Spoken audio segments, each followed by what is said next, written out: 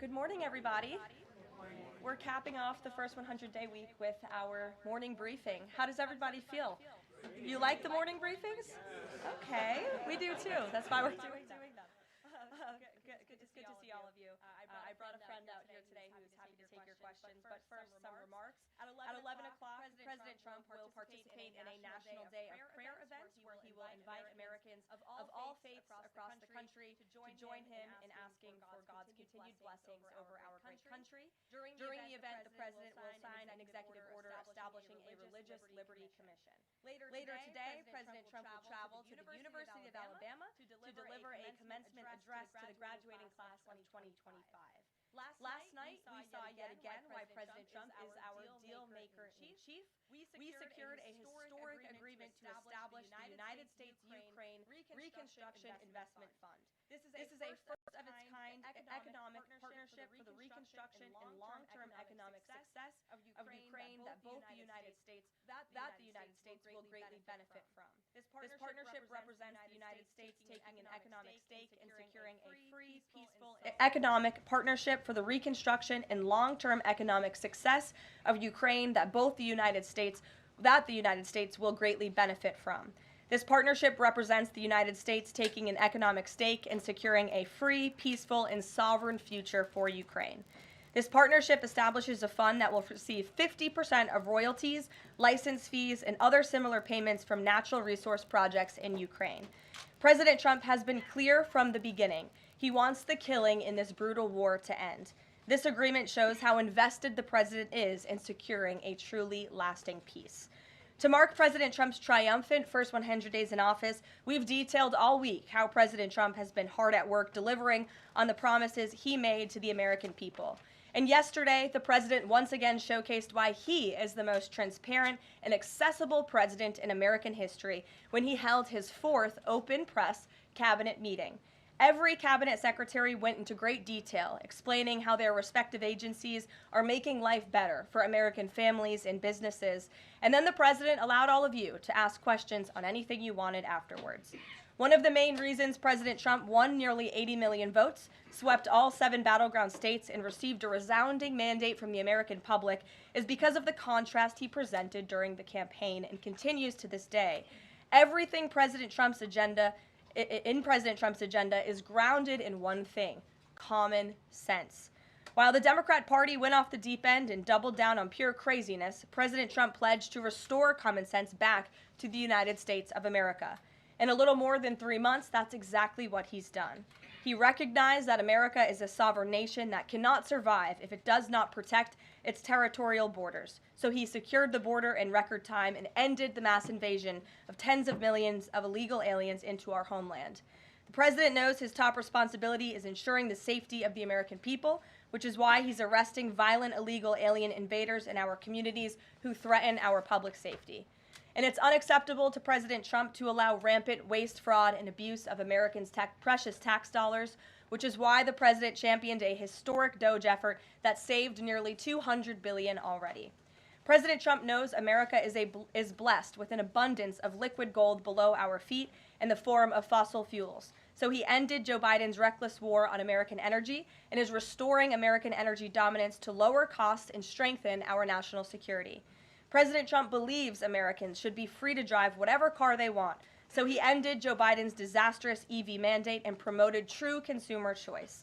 President Trump stood up for the Constitution's promise of colorblind equality before the law, so he terminated radical DEI preferencing and federal contracting and directed federal agencies to relentlessly combat private sector discrimination.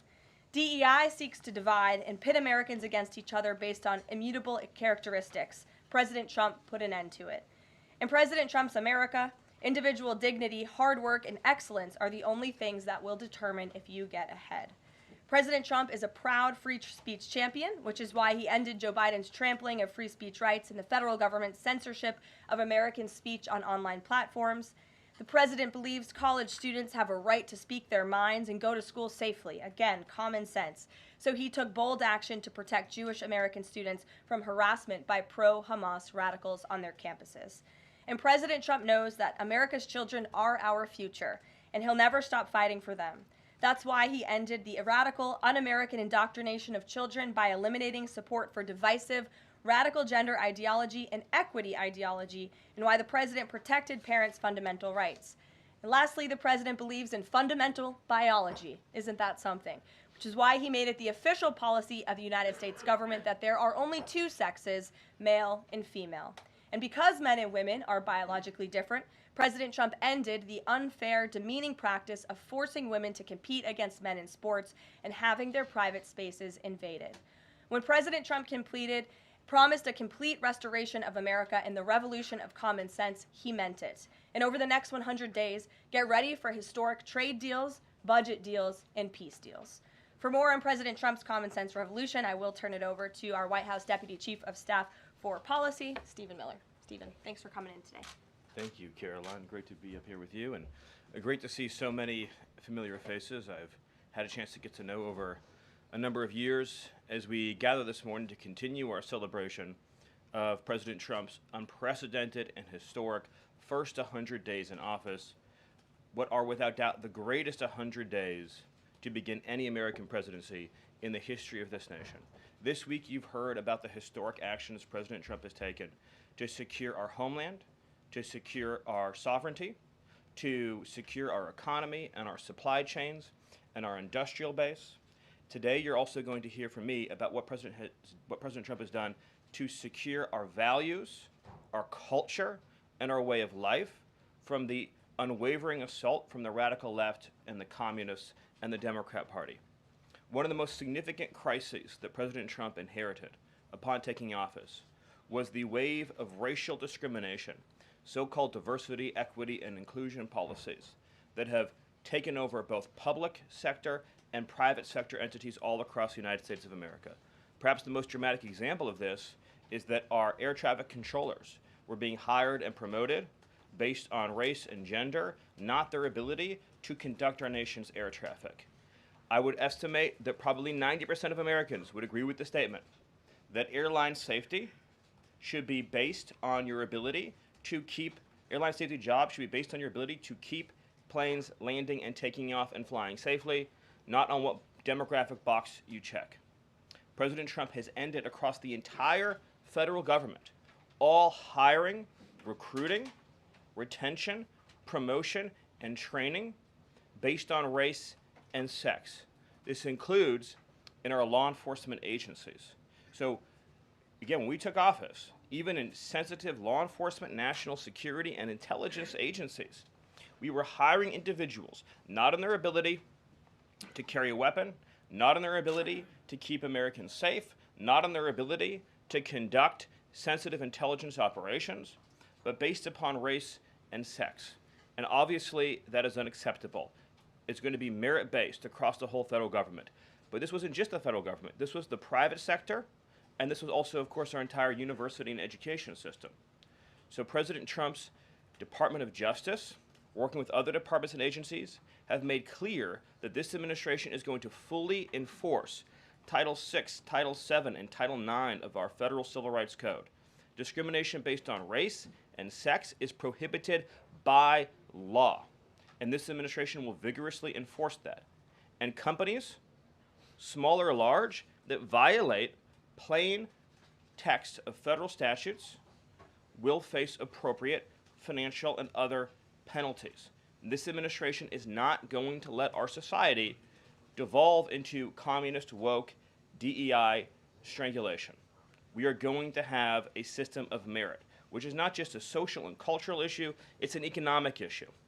When you hire, retain, and recruit based on merit, as President Trump has directed, you advance innovation, you advance growth, you advance investment, you advance job creation, you create the best and safest product for all Americans. When a citizen goes to, say, a hospital in a medical emergency, they don't care what race or sex their doctor or their nurse is. They want the best treatment they can get in that emergency. When they're flying a plane or when they are on an aircraft, they want that pilot to be the best pilot, the safest pilot, not caring what that pilot's race or sex is. This applies across the whole government. In particular, looking at our university system, this administration has opened investigations into universities across the country for violating, and we talk a lot about Supreme Court rulings, universities across this country are in plain and direct violation of the Supreme Court's ruling that affirmative action, as in racial quotas and set-asides, are illegal. Students must be admitted to universities on a color-blind basis. But we have demonstrated through clear evidence that our university system, including our medical schools, and perhaps particularly our medical schools, are engaging in race-based discrimination, racial set-asides, racial quota schemes, and other efforts to evade the Supreme Court's ruling, and again, the plain text of federal statute. So universities are on notice, and universities are already facing the financial consequences of their noncompliance with federal law. The clearest example that we're all familiar with, of course, being Harvard, which is engaged in repeat, systemic, and sustained violations of federal civil rights law. Another area of civil rights law that we talk about a lot, of course, is Title IX, sex-based discrimination. And this administration ended the Biden administration's policy and the Democrat Party's policy of allowing men into women's sports, men into women's spaces. We are using every single legal and financial tool we have at President Trump's direction to make it clear that schools and universities are and will lose federal funds, as you've seen in Maine, if you allow men to invade women's sports and women's spaces. And this applies to our whole K-12 system. The Department of Justice is also coordinating with state and local law enforcement to fight child abuse in our school systems. It is child abuse to change a child's gender, particularly if you do not inform the parents. In other words, if a 5-year-old or a 6-year-old goes to school, or a 7-year-old goes to school, and the teacher tries to turn the boy into a girl or the girl into a boy, that is child abuse. And this administration is treating that as child abuse. And it is a gross violation of parental rights. This also includes the administration's message to our hospital systems that they cannot and will not be allowed to use taxpayer dollars to perform chemical castrations and sexual mutilations of children. Castration surgeries, castration drugs, sterilization treatments of children are barbaric. They violate all sound medical ethics. They are completely unwarranted. They harm children for life, irreversibly. It is child torture. It is child abuse. It is medical malpractice. And so the Department of Health and Human Services, under the leadership of Bobby Kennedy, as well as the Department of Justice and other departments of this government, are making clear to our medical providers and our hospital systems that you cannot use taxpayer dollars to perform these barbaric procedures on America's children. And HHS has systematically updated and eliminated all of the junk, fake science that was produced under the Biden administration promoting sex changes on children, promoting the idea of sterilizing children. That's been cleaned out, that's been removed, and new guidance is being issued to doctors and hospitals advising them that they cannot perform these horrifying procedures, these irreversible procedures on our nation's children. We are also making clear in our prison system, male prisoners will not be allowed into women's prisons. The Biden administration promoted prison rape by putting men into female prisons. That is obviously insane, cruel, and unacceptable.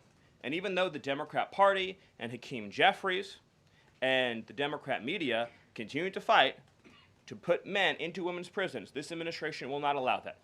And will not allow men, as well, in our K-12 system, into women's private spaces and restrooms. We have seen horrifying example after example of young girls being sexually assaulted because school districts have allowed men into women's and girls' private spaces. This administration, President Trump, is at the forefront of protecting women and protecting girls. And nowhere is that clearer than when we are talking about fighting radical gender ideology. This administration is also fighting to get critical race theory out of our school districts. Children will be taught to love America. Children will be taught to be patriots. Children will be taught civic values for schools that want federal taxpayer funding. So as we close the Department of Education and we provide funding to states, we are going to make sure that these funds are not being used to promote communist ideology. For any nation to be successful, it cannot teach its children to hate themselves and to hate their country. So these are a few of the areas in which President Trump has fought the cancerous, communist, woke culture that was destroying this country, where we were led to believe that men were women, that women were men, that racial discrimination was good, that merit was bad, and that safety and physical security mattered less than the feelings of liberal ideologues. The president has also fought to return the Department of Justice to its core mission of protecting public safety and locking up violent criminals, instead of using the Department of Justice to target conservatives, to target Christians, to target people of faith. The last administration cruelly and shamefully used the power of the Justice Department to go after law-abiding Americans, in particular Trump supporters, conservatives, and Christians. That persecution has ended. The Department of Justice and the FBI are back in the business of going after bad guys, of going after gangs, of going after criminals, and keeping Americans safe. Let me just conclude before taking questions by noting that when you look at the sweep of the first 100 days, every single crisis that has afflicted America for years, sometimes decades, sometimes generations, this president has fought head on. He has taken on every entrenched power structure and system all across this government, this swamp, this town. That includes, of course, the DOGE efforts to slash corrupt, wasteful government spending, graft, and corruption, and to stop billions of taxpayer dollars from going to radical left NGOs. These are left-wing nonprofits that are used to advance illegal immigration, to advance open borders, to advance gender ideology, and to advance all of this insanity that has been turning our country in the wrong direction for so many years. President Trump took head on the trade crisis afflicting this country with the destruction of our manufacturing and industrial base, the shameful betrayal of the American worker by Joe Biden and the globalists that sent all of our supply chains overseas. He took head on the catastrophe of mass, unlimited illegal immigration that was turning us into a failed third world state, and achieved the lowest level of illegal immigration in recorded history without even a close second. He took on the economic crisis afflicting this country by reopening American energy, by defeating inflation, by lowering gas prices, by ending the onslaught and reversing the onslaught of federal regulation, by reopening coal, shale, oil, natural gas, and fighting now for the largest tax cut and reform, and the largest deregulation reform, and the largest energy reform in American history. These are just some of the things that have ushered in the new golden age, along with his fight to restore the peace that we had for 4 years under the previous administration before Joe Biden sunk this planet into bloodshed and war in the Middle East, in Europe, and rising tensions in Asia. President Trump, in every area of conflict around the globe, has been fighting to restore peace, security, stability, harmony. So he inherited an economic catastrophe, a border catastrophe, a public safety catastrophe, and a cultural catastrophe. And in every case, he has reversed those catastrophes and brought America into the new golden age. So I thank you for your time, and I look forward to any questions you have. Awesome. Thank you, Stephen. And as always, we'll start with our new media seat today. Chris Bedford from the Blaze Media. Why don't you kick us off? Thank you very much. Stephen, what is the end goal of the China tariffs right now? Is the idea to open up the Chinese markets through a deal to a better market for exporting American goods to China, or is it a reconfiguration of global trade in a way that isolates China from free countries? Go.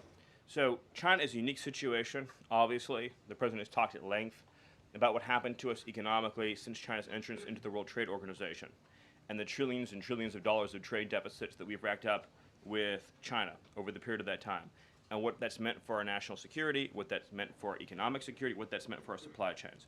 Obviously, right now, the Secretary of the Treasury is in the process of developing a plan that will answer the questions that you're talking about, but the president's goals have been very clear on these points, which is that he is not going to allow China to continue to steal our intellectual property, to continue to illegally dump and subsidize their goods in our markets, to manipulate their currency, to rack up an unsustainable trade deficit. We need to have a trade relationship with China that does not do harm to our nation's economic and national security. And that has to be the guidepost of any objective. At the same time, tariffs will bring significant revenue into this country that will allow us to pursue our dramatic plan of tax cuts and reforms. Awesome. Great. Bloomberg, go ahead. Hi. First of all, similar to that question, I'm curious, Kevin Hassett went on CNBC this morning and said that they were expecting some sort of news on tariffs by the end of the day. Do you have any insight into that? I don't want to get ahead of any announcement, but I'll just reiterate that right now, countries from all over the world, because of President Trump's leadership, are desperate and dying to make trade deals with the United States.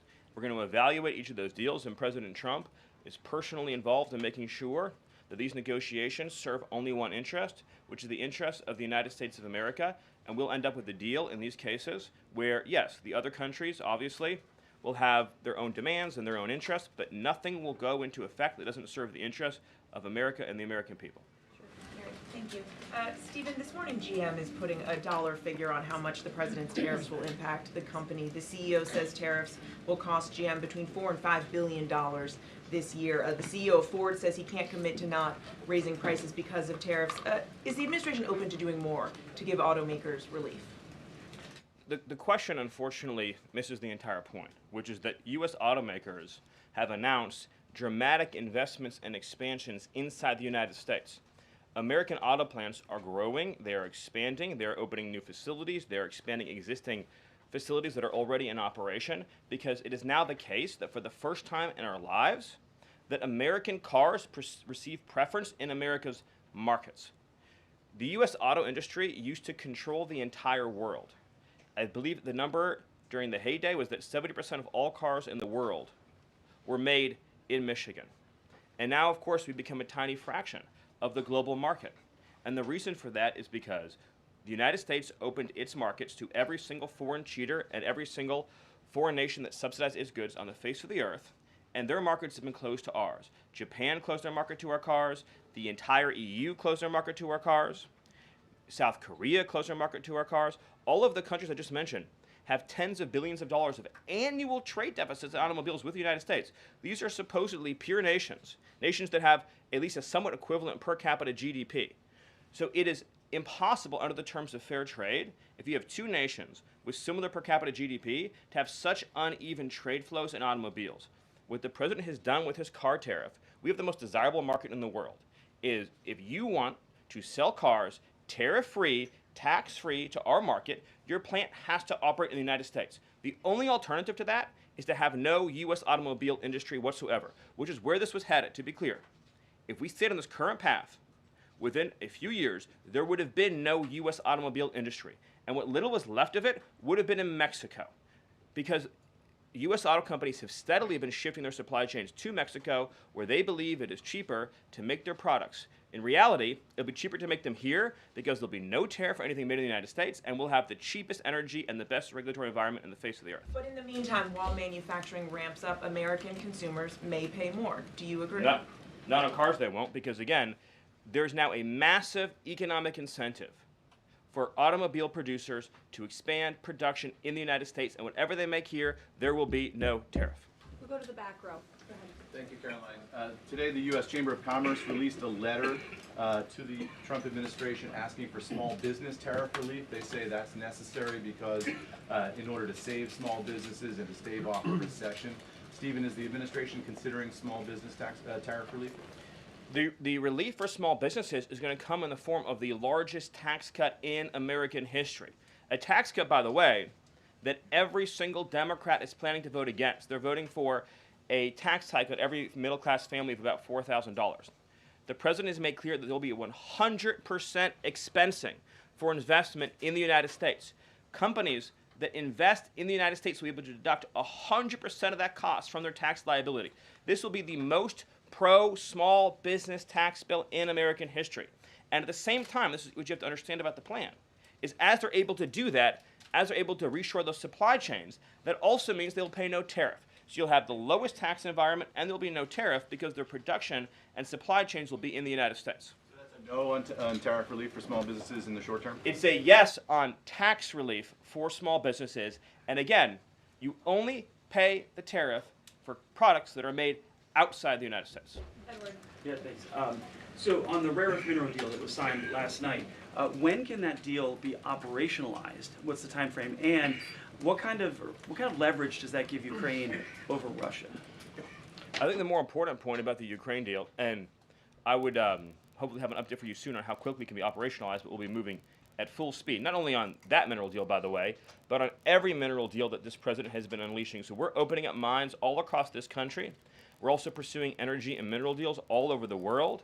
Since the president issued his executive order also on deregulating coal, we've seen dramatic coal production increases already in the United States. So we're taking advantage of the trillions of dollars in coal wealth and mineral wealth that exists in the United States. We're a very mineral-rich country. But with respect to that deal, we'll move it and operationalize it as fast as we possibly can. But it's meant to pay back the United States, this is the key point, for the hundreds of billions of dollars that our taxpayers have spent subsidizing the war in Ukraine. So it is repayment to the United States, and that's one of the most important points to understand about it. What's the leverage? Does it give? What kind of leverage does it give? The president's goal, again, is to end the killing, to achieve a peace settlement. That remains, of course, the overriding objective. Thank you so much, Caroline. Thank you, Stephen. for Thank being you. here.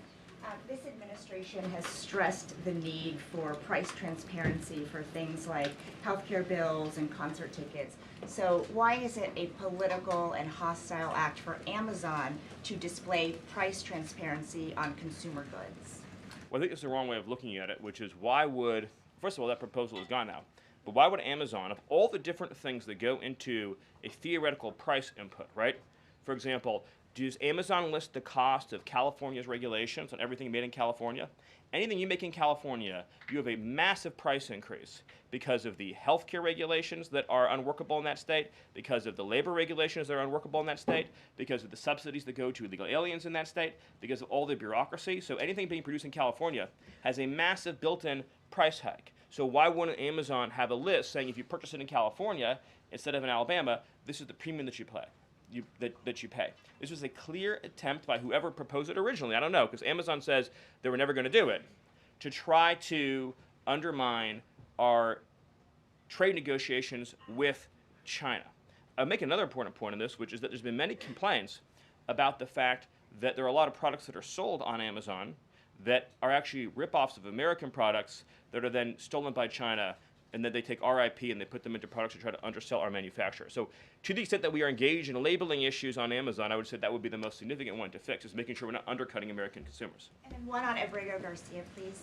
The administration is reportedly inquiring about his return. Is that to check a box for compliance, or does President Trump want him back on U.S. soil, or both? So, as Secretary Rubio said yesterday in the cabinet meeting, this administration is not going to publicly discuss the inside details of our foreign policy and negotiations with a foreign country. And in particular, we are not going to allow a district court judge to try to become the Secretary of State. Secretary Rubio is the one who, under his leadership and direction at the State Department, is managing the day-to-day relationship with El Salvador. Let's just take a moment, number one, to express our gratitude to El Salvador for agreeing to take some of the most dangerous terrorists off of America's streets and to put them into a safe environment where they cannot continue to engage in acts of terrorism or coordination with the Maduro regime.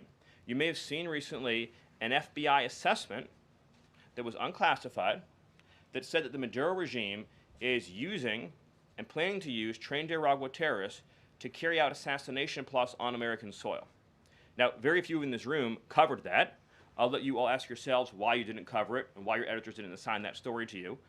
Something I think you should think about on your own.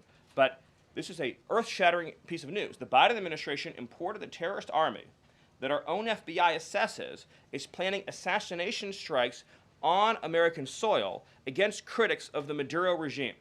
Those are the terrorists that President Trump is finding and apprehending that our Democrat judges and Democrat activists are trying to keep on U.S. soil. Tren de Aragua has the same legal status as Al-Qaeda and ISIS. MS-13 has the same legal status as Al-Qaeda and ISIS. These are foreign terrorists operating on our soil. And our gratitude to El Salvador for agreeing to take custody of these terrorists is immense.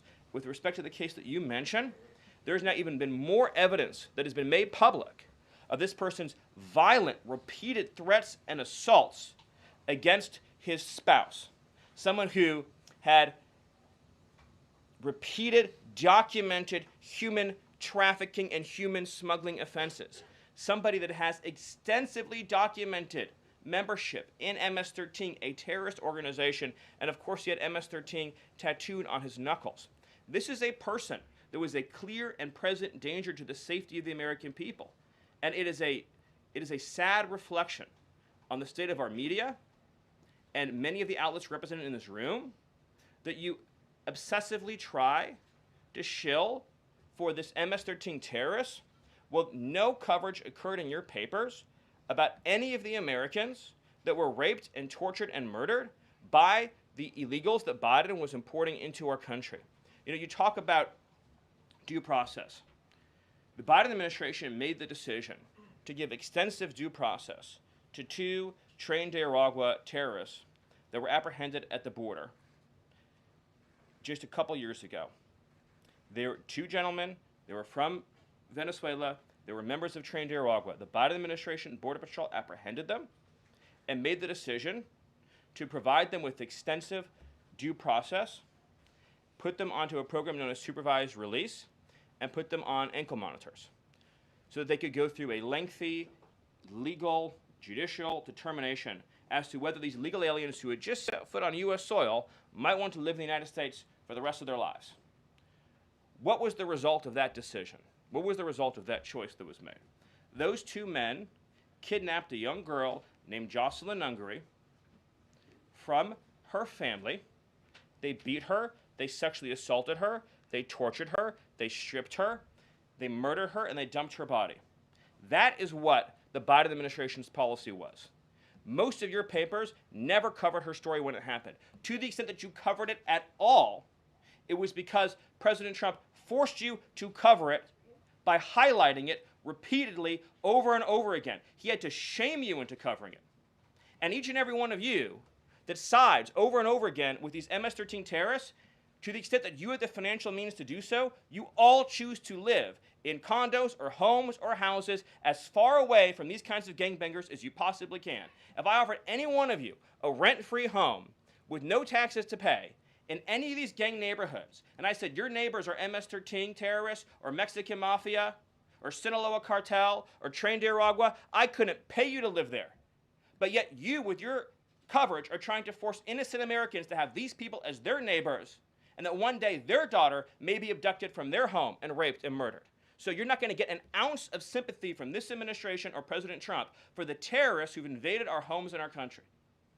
Awesome. Thank you. Peter, we'll take a couple more questions. A couple questions on DOGE, of course, because that's the topic that you're here to speak about. But I want to ask you one other question about the topic of prices. We heard from the president on this just yesterday, right now, on prices and the risk that there could be some short-term, as he said, shortages. He was referring specifically to dolls.